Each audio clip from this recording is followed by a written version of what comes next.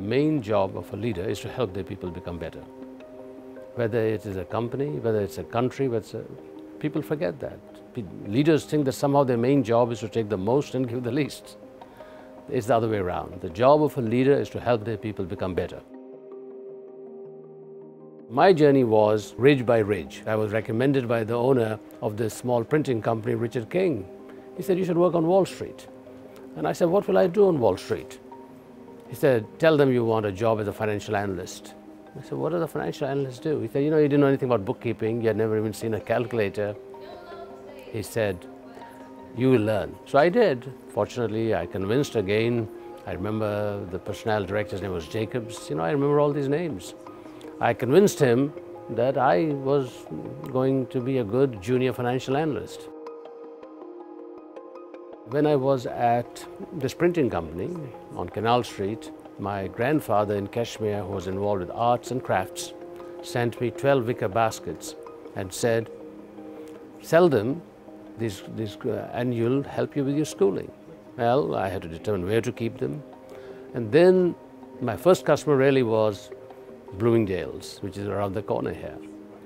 Marvin Traub was the CEO. He had come into our NYU class and given a great lecture. So I said, let me call him up. So I called 8 or 9 days every day. Finally, they got tired. He saw me and they looked at my things and he brought in a merchant and they became a customer. So I said, if Bloomingdale's, why not others?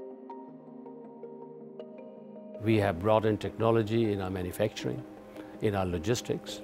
We have brought technology in our design of products. And then most importantly, today, our interior designers. We have 2,000 interior designers worldwide, 1,200 of them in North America. And these interior designers now are equipped with technology.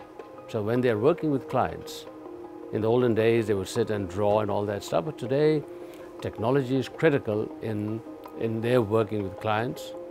And in fact, many of them now are on live chat with clients. Nat Ansel, the founder, took a big chance. Here I was relatively young, and he asked me to go and take over this great, iconic American company. In fact, I remember the president of the company at that time, his name was Clint Walker, came from New England, took me to Vermont, and there were 2,000 Green Mountain folks staring at me. I don't think they'd ever met somebody with a name like Farooq. And so I looked at them and I said to them, I said, I also come from the mountains, but I should not say this, but over there, the Green Mountains would be considered hills. So they looked at me. But then I said something that they liked. I said, but I must tell you this. We have a similar saying that you have here, that most of the troubles of the world have been created by flatlanders. They said, oh yes. In other words, you've got to relate to people. You've got to become one of them.